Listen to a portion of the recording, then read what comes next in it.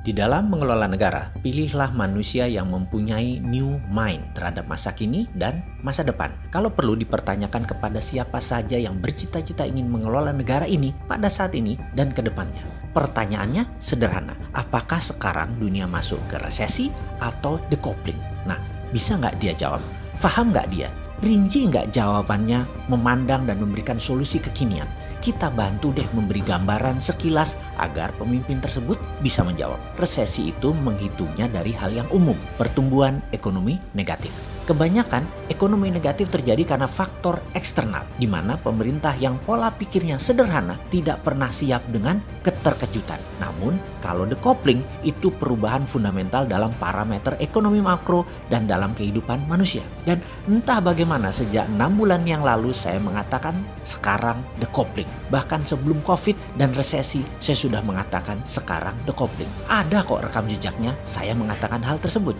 Karena pendapat bahwa dunia decoupling atau bahasa sederhananya adalah keterputusan dengan masa lalu. Maka kelolaan organisasi harus berubah. Untuk hal ini sejak 1 tahun yang lalu organisasi kami sudah bergeser ke arah digital secara murni. Yang mana semua dibangun sejak 2018. Efek decoupling tambah COVID, tambah resesi, tambah perang Tiongkok Amerika. Ini seru, ini peluang. Sebelum kita bahas peluang, kita bahas lebih dalam tentang decoupling. Saat ini ada 20% pekerjaan jenis baru yang 10 tahun yang lalu tidak ada. Misalnya profesi Chief Content Creator, jenis pekerjaan digital marketing. Itu macam-macam profesi yang 10 tahun yang lalu belum ada. Lah sosmed juga belum ada kok 10 tahun yang lalu. Masih belum semasif sekarang. Sungguh banyak profesi yang baru muncul bahkan di 3 tahun ini, misalnya yang namanya graphics designer. Dulu kerjanya hanya di dunia percetakan, dunia media. Mendadak dunia cetakan berkurang jauh, bergeserlah mereka ke sosial media. Kebutuhan mendadak meningkat menjadi 1000% setiap tahunnya sejak 3 tahun terakhir ini. Profesinya ada sejak lama, namun mendadak menjadi kebutuhan utama. Itu siapa yang kira? Di masa depan, di tahun 2030 ke sana, diperkirakan ada 60% bidang usaha dan profesi baru yang saat ini belum ada modelnya. Belum tahu apa itu barangnya. Sehingga profesi dan bidang yang saat ini ada, 10 tahun ke depan, 60%-nya bisa hilang atau less needed, kurang dibutuhkan. Semua ini karena kehadiran digital yang terus merubah bentuk ekonomi, sosial, dan budaya sebuah negara dan dunia. Bank akan jadi digital, di mana profesi teller hilang dalam 5 tahun ke depan. Cabang bank akan tutup besar-besaran dalam 5 tahun ke depan. Banking berubah, dunia funding berubah, dunia lending berubah juga. Aturan mainnya semua berubah. Hakim lapangan atau otoritas keuangan mendadak bingung dengan caranya dan cepatnya tumbuh dunia digital. Mau disemprit karena offside, mereka main kasti. Ya nggak bisa disemprit lah. Dilarang di Indonesia, mereka buka di Singapura, main lewat udara, langsung global. Pemerintah Indonesia nggak bisa apa-apa juga. Apalagi pemerintah yang gagap tidak bervisi digital. Sering keloloten, gelegean, dan kagetan. Bahkan militer pun didigitalkan saat ini. Kalau pengelolanya agresif. Tentara garis depan itu robot, bisa droid, bisa manusia dengan robotic arm atau leg, atau pasti terkoneksi dengan satelit. Bener deh, kalau saya kan sontoloyo, maka pasti saya ubah abis-abisan itu departemen sesuai dengan kebutuhan zaman. Pilar manajemen negara diwakili kementerian kita akan ubah. Ada 7 menteri utama yang mengerjakan Ipolek Sosbud Hankam. Departemen pertahanan berubah menjadi departemen perang atau Minister of War. 7 macam jenis perang harus punya deputinya.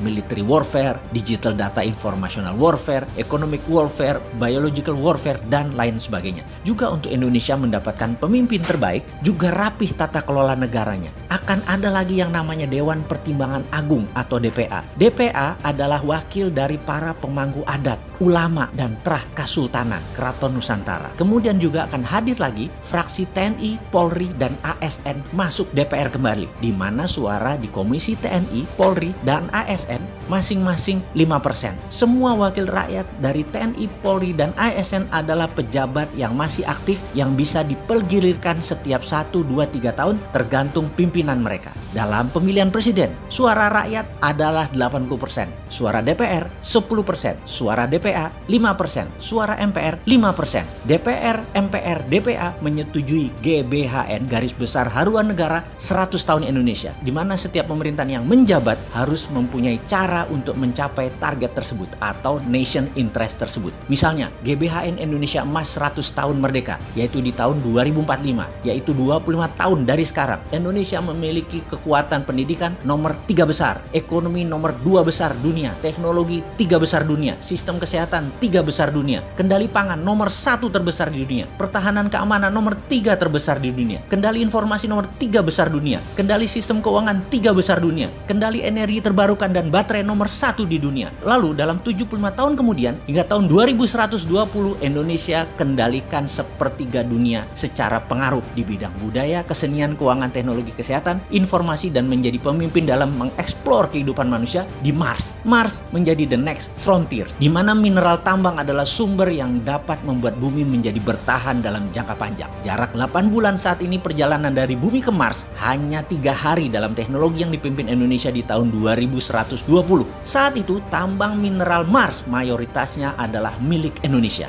Ini sontoloyo kan otaknya? Ya begitulah kalau mau menang bernegaranya. Jangan menarget yang tanggung-tanggung. Masa mimpi aja nggak berani? Emang mimpi dibaserin?